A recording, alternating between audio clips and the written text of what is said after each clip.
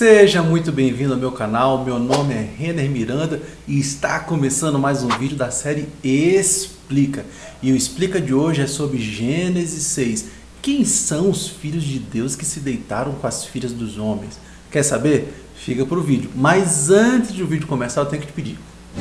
Deixa o seu like, se inscreve no canal. Do lado aí tem um sininho, ativa esse sininho para você receber as notificações de vídeo sempre que sair, para você ficar ligado nas novidades aqui do canal. E por favor também não se esqueça de compartilhar, de ajudar esse canal a crescer. Bora pro vídeo, pessoal?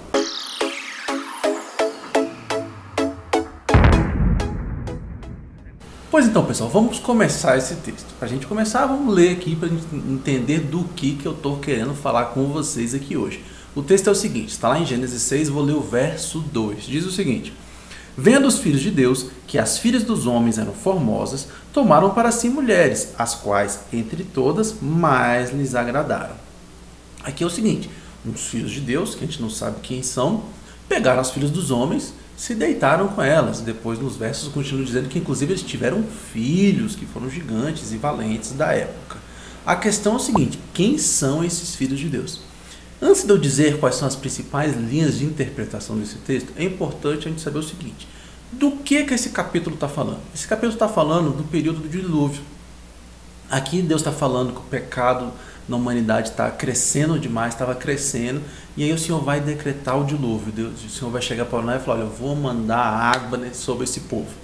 Então a gente consegue entender perfeitamente sobre o que é este capítulo, mesmo sem entender quem são esses filhos de Deus. Isso é importante a gente deixar claro, porque existem algumas coisinhas no texto bíblico que a gente não consegue entender, mas o seu contexto, a sua história, a sua mensagem, essa a gente consegue entender com perfeição. Por isso, independente de qual é a linha que você acha que esteja correta, isso não vai influenciar em nada a sua fé, se você é salvo ou não, por exemplo. Não, de maneira nenhuma. Existem três linhas de interpretação básica, eu vou explicar as três para vocês. Independente de qual você acha que é mais adequada, isso não vai interferir em nada na sua salvação. O importante é que você entenda o texto, de que a gente tem que permanecer longe do pecado, que o Senhor não gosta de pecado. É isso que a passagem está nos trazendo, que o Senhor trouxe um dilúvio, o Senhor trouxe um juízo, o Senhor vai trazer um outro juízo lá na frente. Isso é importante, isso é fundamental. E que assim como ele salvou Noé e sua família na arca, ele tem a salvação para a igreja, para aqueles que aceitam ele como o único e suficiente salvador. Essa mensagem a gente consegue entender límpida e claramente. Agora, vamos tentar entender essa minúcia de quem são esses filhos de Deus. Dito isso, vamos para a parte mais difícil, digamos assim. Existem três linhas de interpretação. A primeira é de que esses filhos de Deus são o quê? Valentes, homens poderosos. Essa linha de interpretação ela é a mais recente de todas, ou seja, a que está mais distante talvez do leitor original, aquela que o leitor original não entendeu isso quando leu, que seriam homens valentes. E por que as pessoas acreditam nisso?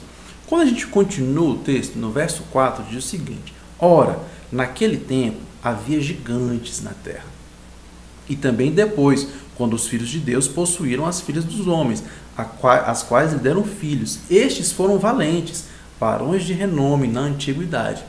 Ou seja, eles entendem o quê? Que esses filhos de Deus já eram homens poderosos, homens fortes. Essa palavra gigantes é uma palavra nefilim no hebraico. Ela foi traduzida como gigante na Bíblia, mas ela também pode ser entendida como poderoso, poderosos. Ou seja, essa linha de interpretação diz que o quê? Que esses filhos de Deus eram homens poderosos. E eu sinceramente acho essa a mais forçada, assim. Inclusive ela é a mais desacreditada entre as três. Mas é uma linha de interpretação. A segunda é uma linha muito popular, talvez a mais popular entre os evangélicos. Ela diz o quê? Que esses filhos de Deus são os descendentes da linhagem piedosa de Sete. E por que eles entendem isso? Porque isso faz sentido, bastante sentido, com o contexto dos capítulos anteriores. Porque no capítulo 4 nós temos a descrição da genealogia da descendência de Caim. Caim foi o filho de Adão que matou o seu irmão Abel. Então nós temos a descendência de Caim. No capítulo 5, começando no último versículo do capítulo 4, aí no capítulo 5, a gente tem a descrição da descendência de Sete. Quem foi Sete? Sete foi um outro filho de Adão e Eva. Adão e Eva tiveram Caim e Abel. Caim matou Abel, todo mundo sabe dessa história, o primeiro homicídio. E eles tiveram outros filhos e filhas. E teve um filho chamado Sete. E esse, a Bíblia descreve ele como sendo a imagem e semelhança de seu pai, Adão. E de Sete deu-se a continuidade da genealogia de Adão. Genealogia essa que está descrita no capítulo 5, começando no último verso do capítulo 4. E olha só como é que é o último verso do capítulo 4. A Sete nasceu-lhe também um filho, o qual pôs o nome de Enos. Daí se começou a invocar o nome do Senhor. Ou seja, a partir da genealogia de Sete, começou-se a invocar o nome do Senhor. Aí na genealogia de Sete nós temos Enos, na genealogia de Sete nós temos Enoque, que andou com Deus e foi transladado. Então as pessoas entendem o quê? Dentro do contexto, no capítulo 4 está falando da genealogia de Caim, depois no capítulo 5 de Sete, a genealogia piedosa, e no 6 está dizendo o quê? Que essas duas famílias começaram a se misturar, que os filhos de Deus seriam os descendentes de Sete, aqueles que adoravam ao Senhor, e as filhas dos homens, descendentes de Caim, da descendência daquele que matou o seu próprio irmão, a descendência pecaminosa. Qual o problema dessa linha de interpretação? Porque não é comum a gente ver o texto bíblico chamando pessoas, homens, de filhos de Deus. Como assim, Renner? A Bíblia fala constantemente no Novo Testamento, né?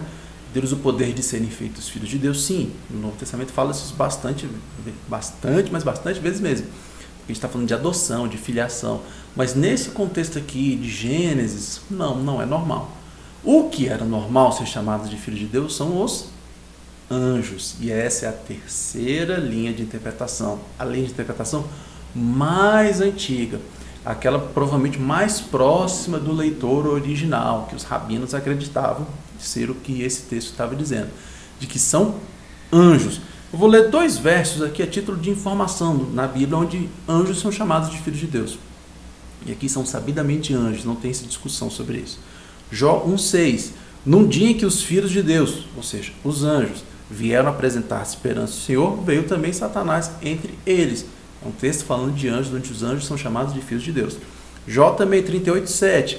Quando as estrelas da alva juntas alegremente cantavam e rejubilavam todos os filhos de Deus, ou seja, os anjos, é uma pergunta, todos eles também estavam rejubilando, os anjos sendo chamados de filhos de Deus. Mas qual é o problema dessa interpretação? Porque você deve estar pensando, então, é essa, Renner. Os anjos são chamados de filhos de Deus. Nesse texto está falando de filhos de Deus que se deitaram com filhos de homens, ou seja, fazendo uma distinção, parece, em espécie, né? Fica o que a gente entende com esse texto na primeira leitura é que estão falando de pessoas de tipos diferentes, de espécies diferentes. Está falando de uma mistura de espécies. Um é filho de homem, outro é filho de Deus. Mas tem um problema. Um problema está na resposta que Jesus deu quando os fariseus interrogaram ele. Os fariseus quiseram fazer uma pegadinha para Jesus. Eles trouxeram uma história fictícia de uma mulher que tinha se casado e ficou viúva sem ter filhos, ou seja, seu marido não deixou descendentes. E aí a lei de Moisés dizia que o outro irmão do cara deveria casar com ela para tentar dar descendência a essa mulher. E a história é o seguinte, eles fizeram uma história muito longe da realidade. Que ela ficou viúva 7 vezes, e nenhum dos irmãos, ela foi casando com o irmão, ficava viúva, casava com outro irmão, ficava viúva, casava com outro irmão. E nenhum dos 7 deixou descendentes para ela. E a pergunta é, no dia da ressurreição, com quem ela vai se casar? Estavam querendo questionar a ressurreição, quando Jesus falava sobre ressurreição. E aí Jesus explica, porque na ressurreição nem se casam, nem se dão em casamento, são porém como os anjos do céu. Ou seja, Jesus fala, olha, vocês estão errados, dá a resposta para os fariseus, vocês estão errados, e diz o quê? Que vão ser como os anjos do céu, porque os anjos não se casam, nem se dão em casamento. Se os anjos não se casam e nem se dão em casamento, como poderiam ser anjos em Gênesis 6 que se deitaram com as filhas dos homens e tiveram filhos? A gente já leu, eles tiveram filhos que foram valentes, gigantes de renome na época. Aqueles que defendem essa lei de interpretação usam o próprio texto bíblico para explicar. Quando o Senhor vai destruir Sodoma e Gomorra, isso é no próprio livro de Gênesis, Ló, parente de Abraão, estava lá em Sodoma e Gomorra, e o Senhor manda 2 anjos para falar com Ló, porque o Senhor tinha um escape preparado para Ló não perecer junto com Sodoma e Gomorra. Aí lá no verso 3 do capítulo 19 de Gênesis, Ló está conversando com os anjos e tal, aí ele insistindo para os anjos passarem a noite na casa dele e tal. E aí ele diz o seguinte, instou-lhes muito, e foram e entraram na casa dele, na casa de Ló. Os anjos entraram na casa de Ló. E aí Ló, olha o que Ló fez para os anjos. Deu-lhes um banquete, fez assar pães asmos e eles comeram, ou seja, os anjos comeram. Mas antes que se deitasse, os homens daquela cidade cercaram a casa, os homens de Sodoma, tanto os moços como os velhos. Sim, todo o povo de todos os lados. E chamaram por Ló e lhe disseram: onde estão os homens que à noitinha entraram em tua casa? Traz-nos fora a nós para que abusemos deles. Ou seja, passagem louca, né? Ló recebeu 2 anjos na casa dele. Ló insistiu: não durma, passa uma noite aqui. Eles, beleza, vamos passar a noite na sua casa aí, Ló. A Ló preparou um banquete, fez pão para os anjos comeram. Os anjos são espíritos, os anjos não precisam comer. Mas esses anjos assumiram forma humana. Então, isso é uma informação importante. Os anjos podem assumir formas humanas. E podem, inclusive, comer. E tanto que eles tinham forma humana que as pessoas daquela cidade achavam eles bonitos e queriam abusar deles. Olha que coisa louca, né? Sodoma e Gomorra estava perdida mesmo. Mas então, voltando ao nosso Gênesis 6, as pessoas que defendem a interpretação que são anjos dizem o seguinte: veja só, ali na passagem de Ló, que a gente vê no capítulo 19 de Gênesis, a gente vê anjos tomando forma humana e anjos fazendo coisas de homens, ou seja, como comer. Olha, se eles podem tomar forma humana e comer, eles também poderiam tomar forma humana e se deitarem com mulheres. Para reforçar essa ideia, eles trazem 2 textos à baila. 1 Pedro 3,19 e Judas 1,6.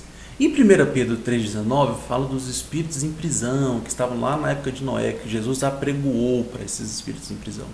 Em Gênesis 1, verso 6, olha o que diz: e os anjos, os que não guardaram o seu estado original, mas abandonaram o seu próprio domicílio, eles têm guardado sob trevas em algemas eternas para o juízo do grande dia, como Sodoma e Gomorra e as cidades circunvizinhas. Ou seja, Judas está dizendo que os anjos que abandonaram o seu estado original, abandonaram. Parece que essas 2 passagens complementam Gênesis 6, e parece mesmo, não à toa, essa é a interpretação mais antiga, de que Gênesis 6, os filhos de Deus são anjos. Anjos esses que tomaram forma humana, que em Gênesis 19 nos mostra que isso é possível, e que deitaram com mulheres. Gênesis 19 nos mostra que anjos podem fazer coisas humanas, como por exemplo, comer. E que dessa relação nós tivemos homens híbridos, que eram filhos metade de anjo, metade de mulheres.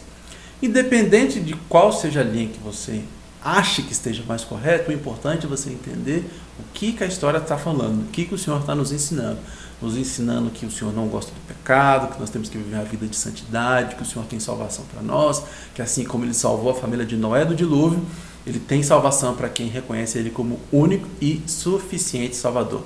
Mas me diz aí, dessas 3, qual você acha que está certa? São homens valentes? É descendente de Sete? Ou são anjos? Escreve aí nos comentários, deixa seu like e até o próximo vídeo, pessoal.